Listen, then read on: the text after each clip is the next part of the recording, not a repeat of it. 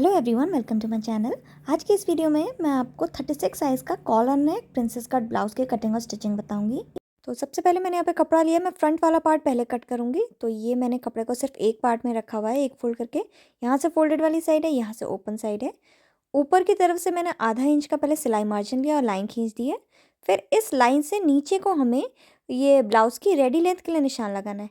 तो जितनी भी आपको लंबाई चाहिए उससे 1 इंच बढ़ा के लेना है, प्लस आधा इंच का सिलाई मार्जिन। तो मुझे 14 इंच की लेंथ चाहिए, तो 1 इंच बढ़ा के यानी कि 15 इंच हो गया और आधा इंच का सिलाई मार्जिन लिया है। अब यहाँ ओपन वाली साइड पे भी मैंने आधा इंच का मार्जिन लेके लाइन खींच दी है, ये जिप लगाने के लिए है। अब इस लाइन से अंदर की तरफ को हम सभी मेजरमेंट्स लेंगे। तो 7 इंच पे मैं शोल्डर के लिए निशान लगा रही हूँ, क्योंकि ये कॉलर नेक का ब्लाउज़ है। अब यहाँ से नीचे को आर्म होल के लिए निशान लगाना है। तो 6.75 इंच पे मैं इसका आर्म होल ले रही हूँ और इसको ऊपर की तरफ पे सीधी लाइन से हमें जॉइन कर देना है। अब यहाँ पे हमें बस्ट के लिए निशान लगाना है। तो जितना भी आपका बस्ट साइज़ है उसको आप 4 से डिवाइड करें, यानी कि चौथाई भाग लें और निशान लगाइए। जैसे मैं 36 साइज़ का ब्लाउज़ बना रही हूँ, तो उसका चौथाई भाग हुआ 9 इंच, तो 9 इंच पे यहाँ पे निशान लगाया। अभी यहाँ पर हमें 0.75 इंच का कपड़ा और बढ़ाना है, क्योंकि यहाँ पे जो प्रिंसेस कट आएगा ना, प्रिंसेस कट जब कट होगा उसको जॉइन करेंगे तो उसके लिए मार्जिन चाहिए। तो 0.75 इंच का मार्जिन हमने यहाँ पे लिया है। अब अब इसको हमें सीधी लाइन से ऐसे जॉइन कर देना है। नीचे की तरफ पे अब हम कमर के लिए निशान लगाएंगे। तो देखिए, जितनी भी आपकी कमर है आप उसका पहले चौथाई भाग करिए। जैसे मेरी कमर है 32 इंच की, तो उसका चौथाई भाग हुआ 8 इंच, प्लस इसमें 2.5 इंच का प्रिंसेस कट आएगा। तो उसके लिए 2.5 इंच का कपड़ा हम और बढ़ाएंगे, तो हुआ 10.5 इंच। अब देखिए, प्रिंसेस कट को कट करने के बाद जब हम जॉइन करेंगे तो दोनों तरफ से आधा आधा इंच का सिलाई मार्जिन भी हमें लगेगा। तो 1 इंच का कपड़ा हम सिलाई मार्जिन के लिए यहाँ पे और बढ़ा लेंगे, 1 इंच या 0.75 इंच। तो मैं 0.75 इंच का बढ़ा रही हूँ। अब यहाँ पे हमें इसमें निशान लगा लेना है। अब ये कमर वाले पॉइंट को बस्ट वाले पे सीधी लाइन से हमें जॉइन कर देना है। अब पहले हम यहाँ पे अपना बैक का आर्म होल कर्व बना लेंगे, उसके बाद फ्रंट का बनाएंगे। तो ये बैक आर्म होल कर्व बनाया। अब इसमें आधा इंच का डीप करते हुए हमें फ्रंट का आर्म होल कर्व बनाना है। अब यहाँ पे नेक विड्थ के लिए निशान लगाना है। तो 2.5 इंच पे मैं नेक विड्थ के लिए निशान लगा रही हूँ। रेडी होने के बाद ये 3 इंच का हो जाएगा, इसलिए अभी 2.5 इंच का लिया। अब नीचे की तरफ पे भी हमें 2.5 इंच पे ही एक निशान लगा लेना है। अब इस पे हम बॉक्स का शेप बना लेंगे और राउंड शेप की नेकलाइन बना लेंगे। नेकलाइन बनाने के बाद हमें शोल्डर को डाउन करना है। तो फ्रंट वाले में हम 1 इंच का यानी कि 1 इंच पे एक निशान लगाएंगे आर्म होल वाली लाइन पे, यानी कि 1 इंच का हम शोल्डर डाउन कर रहे हैं इसमें। और इसको नेक विड्थ वाले पे सीधी लाइन से जॉइन कर देना है। इसके बाद आधा इंच का सिलाई मार्जिन भी इसमें ले लेना है। अब यहाँ शोल्डर से नीचे की तरफ को हमें बस्ट पॉइंट यानी कि टक्स पॉइंट के लिए निशान लगाना है। तो ये 36 साइज़ का ब्लाउज़ है, तो इसका बस्ट पॉइंट या टक्स पॉइंट 10 इंच पे आता है। तो 10 इंच पे निशान लगाया। अब यहाँ साइड से जो टक्स पॉइंट की दूरी होनी चाहिए वो होनी चाहिए 4 इंच की। तो 4 इंच पे मैंने यहाँ पे निशान लगाया। अब जितना निशान हमने यहाँ पे लगाया है उससे आधा इंच या थोड़ा सा कम नीचे पे लगाना है। तो मैं यहाँ पे 3.5 इंच पे निशान लगा रही हूँ। अब इन दोनों पॉइंट्स को हमें सीधी लाइन से जॉइन कर देना है। अब देखिए, जो प्रिंसेस कट है 36 साइज़ का वो 2.5 इंच का आएगा। तो 2.5 इंच पे निशान लगाया। ऊपर की तरफ को 2 इंच पे निशान लगाना है। तो 2 इंच पे निशान लगाया मैंने यहाँ पे, और इसको हल्का सा घुमाव देते हुए यहाँ बस्ट पॉइंट यानी कि टक्स पॉइंट पे मिला देना है इस तरह से। अब आर्म होल में हमें एक निशान लगाना है डीपेस्ट पॉइंट पे, और उसके बाद इस सीधी वाली लाइन को ऐसे घुमाव देते हुए आर्म होल पे हमें जॉइन कर देना है। तो यहाँ पे प्रिंसेस कट बन गया है। अब साइड में 1 से 1.5 इंच का हमें सिलाई मार्जिन लेना है और इसको भी सीधी लाइन से जॉइन कर देना है। अब हमें कटिंग करनी है, तो neck line, shoulder, arm hole और साइड को कट करेंगे, प्रिंसेस कट को भी कट नहीं करना है। तो यहाँ पे देख सकते हैं मैंने नेक लाइन को और शोल्डर आर्म होल को कट कर दिया है इसमें। प्रिंसेस कट को हम अभी थोड़ी देर बाद कट करेंगे, पहले बैक वाले की कटिंग कर लेते हैं। तो बैक पार्ट के लिए मैंने यहाँ पे कपड़ा लिया हुआ है और इसको सिंपल एक बार फोल्ड करके रखा हुआ है। इस बार फोल्डेड वाली साइड मैंने अपनी ओर को करके रखी हुई है। अब इसके ऊपर हमें फ्रंट वाला पार्ट रखना है, और जो जिप के लिए मार्जिन लिया था उसको हम बाहर की तरफ को करके रखेंगे फोल्डेड वाली साइड में, और ऊपर की तरफ से थोड़ा सा कपड़ा एक्स्ट्रा होना चाहिए बैक में। अब पहले हम नेक विड्थ के लिए निशान लगा लेते हैं और शोल्डर के लिए भी लगा लिया है। अब देखिए, इसमें हमने 1 इंच का शोल्डर डाउन किया था, तो यहाँ पर हम 1 इंच का बढ़ा लेंगे। तो बैक वाले पार्ट में जो आर्म होल है वो लंबाई में 1 इंच बड़ा होना चाहिए। अब इसको सीधी लाइन से हमें जॉइन कर देना है, और इसके बाद अब यहाँ पे हम अपना बैक का आर्म होल कर्व बना लेंगे।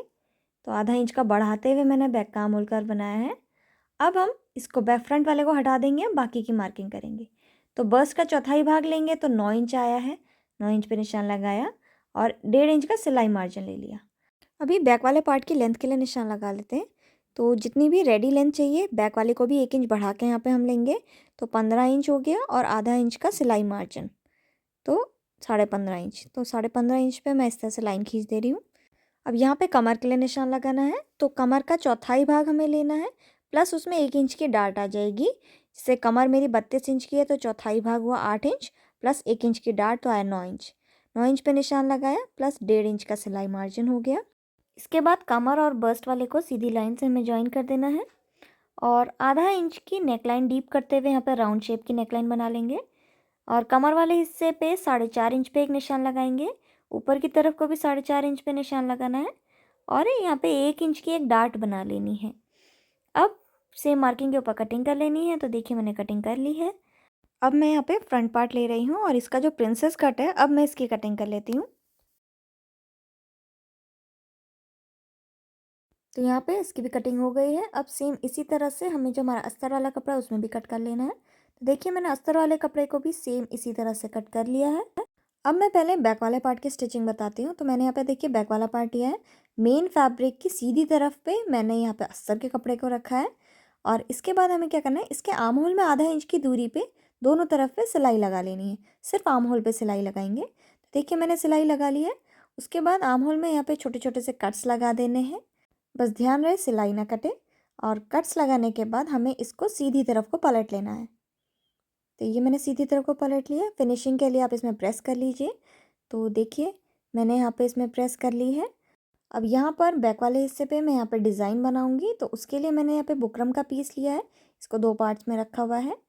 और देखिए फोल्डेड वाली साइड में बीचों बीच पे हमें 6 इंच पे निशान लगाना है। तो 6 इंच पे लगाया और जहाँ पे इंच टेप की स्टार्टिंग होती है वहाँ पर निशान लगा लिया। अब एक कोने पे हमें यहाँ पे 2.5 इंच पे निशान लगाना है थोड़ा सा और उसके बाद यहाँ पे एक 5 शेप के ऐसे करके गोलाई दे देनी है इसको। जैसा भी आप डिज़ाइन बनाना चाहे वैसा बना सकते हैं। और इसमें 1 इंच का मैंने यहाँ पर मार्जिन भी ले लिया है। अब सेम मार्किंग के ऊपर कटिंग कर लेनी है। तो देखिए मैंने कटिंग कर ली है और यहाँ पर ये डिज़ाइन बन गया है। अब इसको कपड़े में चिपकाना है। तो उसके लिए मैंने यहाँ पर एक कपड़े का टुकड़ा लिया है और इसके ऊपर इस नेकलाइन को हमें यहाँ पे रखेंगे और प्रेस करके इसको चिपका लेंगे। तो मैंने यहाँ पे देखिए इसको चिपका लिया है। अब बाहर की तरफ से आधा इंच का मार्जिन लेते हुए कट कर लेना है। ये भी मैंने कट कर लिया। और जो मार्जिन लिया है इसको अंदर को करते हुए हमें इसमें सिलाई लगा लेनी है। तो इसमें भी मैं सिलाई लगा लूँगी। तो देखिए मैंने यहाँ पे सिलाई लगा ली है। अब इसको हमें अपने बैक वाले पार्ट में अटैच करना है। तो बैक का सेंटर हम लेंगे और ये पीस का सेंटर लेंगे, दोनों के सेंटर को मिलाते हुए इस तरह से रखेंगे और मिला के रखने के बाद बुकरम से टच करते हुए सिलाई लगा लेनी है। तो देखिए पहले मैंने यहाँ पे पिन से इसको अटैच कर दिया है। अब यहाँ पर बुकरम से जस्ट टच करते हुए मैं इसमें सिलाई लगा लूँगी।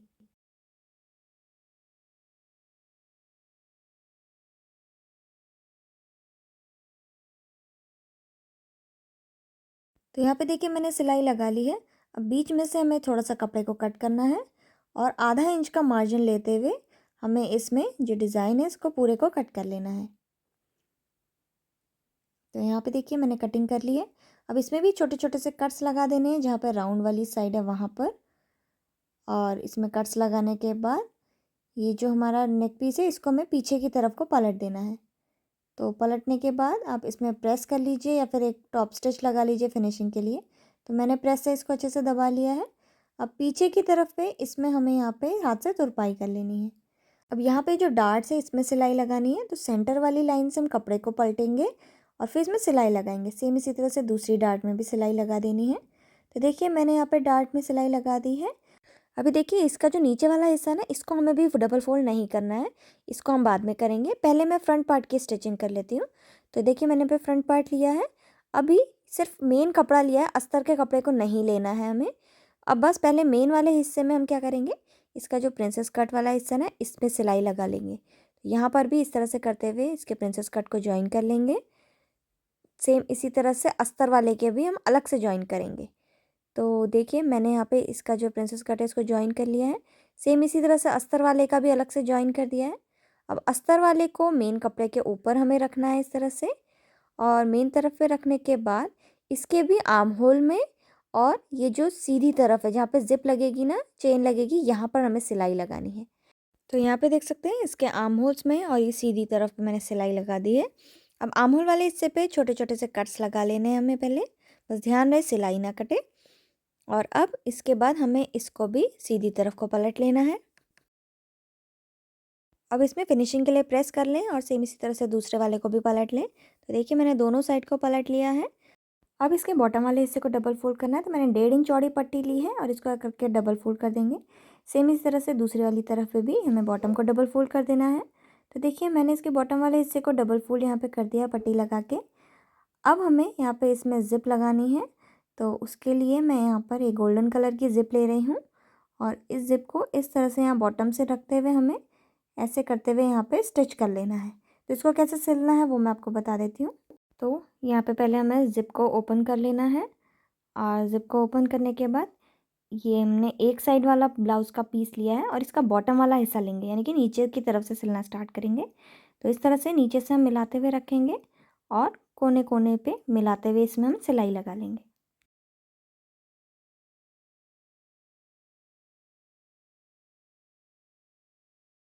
तो देखिए मैंने इसमें यहाँ पे सिलाई लगा ली है और सेम इसी तरह से दूसरी वाली तरफ में भी हम ज़िप लगा लेंगे। तो ये मैंने ज़िप की दूसरी साइड ली है और इसको भी ब्लाउज़ का दूसरा वाला पार्ट लेना है और बॉटम वाले हिस्से से, यानी कि नीचे की तरफ से हम इसमें भी सिलाई लगाना स्टार्ट करेंगे। तो इस तरह से मिलाते हुए रखा और कोने कोने पे हम इसमें भी सिलाई लगा लेंगे।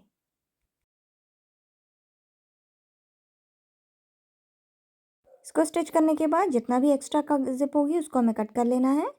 और यहाँ पे देखिए मैंने ज़िप लगा ली है दोनों तरफ पे और इसका फाइनल लुक इस तरह से कुछ दिखेगा। अब हमें इसके ऊपर अपना बैक वाला पार्ट रखना है और यहाँ पर आप देखेंगे कि बैक वाले पार्ट का आर्म होल थोड़ा सा बड़ा है, लेकिन उससे कोई फ़र्क नहीं पड़ता, इसको हम ऐसे ही रहने देंगे। हमें बस दोनों के शोल्डर्स को मिलाते हुए रखना है और इसमें सिलाई लगा लेनी है आधे इंच की दूरी पे। तो देखिए मैंने इसके शोल्डर्स में सिलाई लगा दी है। अब इसके बाद हमें इसका जो है कॉलर बनाना है, लेकिन कॉलर बनाने से पहले आप एक चीज़ का ध्यान दीजिए, इसको आप गले में थोड़ा सा लगा के चेक कर लीजिए कि आपका कॉलर कहीं बहुत ज़्यादा छोटा तो नहीं हो रहा है। अगर छोटा हो रहा होगा तो थोड़ा सा बड़ा कर लीजिएगा। मेरा फिट है बिल्कुल। अब इसको हमें सेंटर से इस तरह से फ़ोल्ड करना है कॉलर को और इस तरह से फ़ोल्ड करने के बाद यहाँ पर देखिए मैं थोड़ा सा नज़दीक से आपको दिखा देती हूँ। देखिए थोड़ा सा मार्जिन छोड़ते हुए, जितना मार्जिन सिलाई में लेंगे ना उतना मार्जिन छोड़ते हुए हमें इस तरह से इंची टेप की मदद से इसके गले को पहले मेजर कर लेना है। तो ये 8 इंच का करीब आ रहा है, तो इसी हिसाब से अब मैं अपने बुकरम में नेकलाइन कट करूँगी। देखिए मैंने बुकरम को 2 पार्ट में रखा हुआ है। यहाँ से फोल्डेड वाली साइड है। अब फोल्डेड वाली साइड से अंदर की तरफ को हमें इसमें 8 इंच जितना हमारा अभी मेजर करके आया ना उतने पे ही हम एक निशान लगा लेंगे।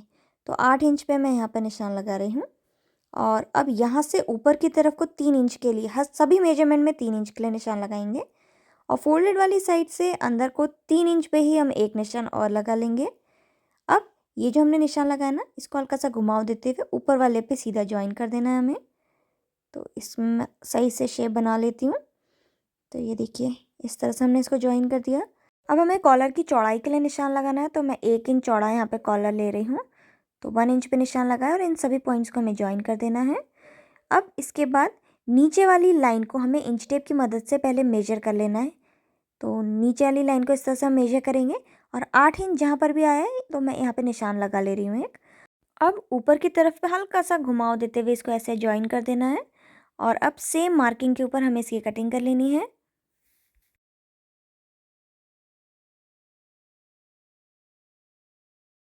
तो कॉलर बनने के बाद इस तरह से यहाँ पे हमारा कुछ दिखेगा। अब इसको हमें कपड़े में चिपकाना है, तो उसके लिए मैंने कपड़े का टुकड़ा लिया है।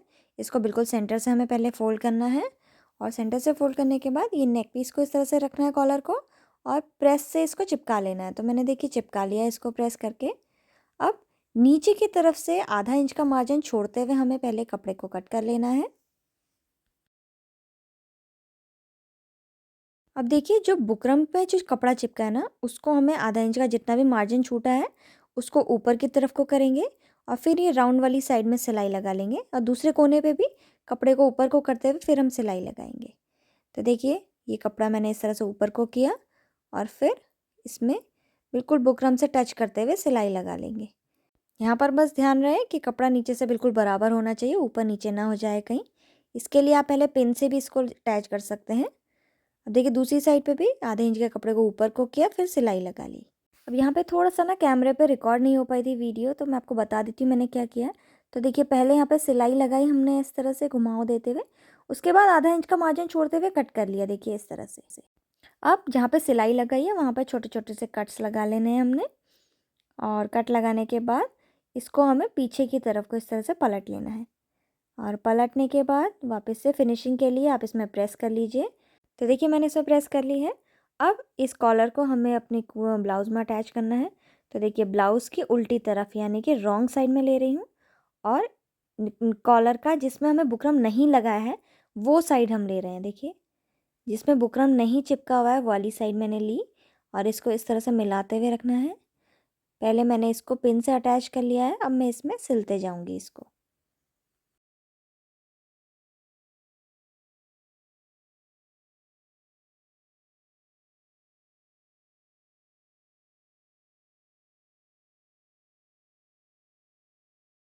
तो देखिए यहाँ पे कॉलर में सिलाई लगा ली एक तरफ है। अब जो बुकरम वाला हिस्सा है उसके आधा इंच के मार्जिन को अंदर को फोल्ड करते हुए इस तरह से हमें यहाँ पे फिनिशिंग देनी है कॉर्नर पे, और फिर इसमें भी यहाँ पर सिलाई लगाते जाना है।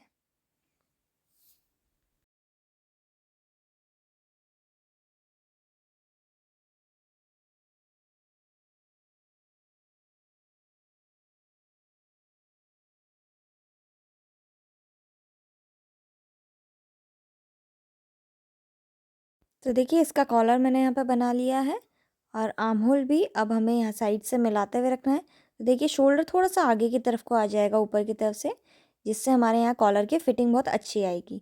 अब बस हमें क्या करना है, इस तरह से साइड से मिलाना है और इसमें साइड में सिलाई लगा लेनी है, और उसके बाद हमें पीछे वाला जो हिस्सा है ना उसके बॉटम को भी डबल फोल्ड कर देना है। तो बस फिटिंग की सिलाई मैं इसमें लगा लूँगी और पीछे को डबल फोल्ड कर दूँगी, और ये ब्लाउज़ बन के हमारा रेडी हो गया है।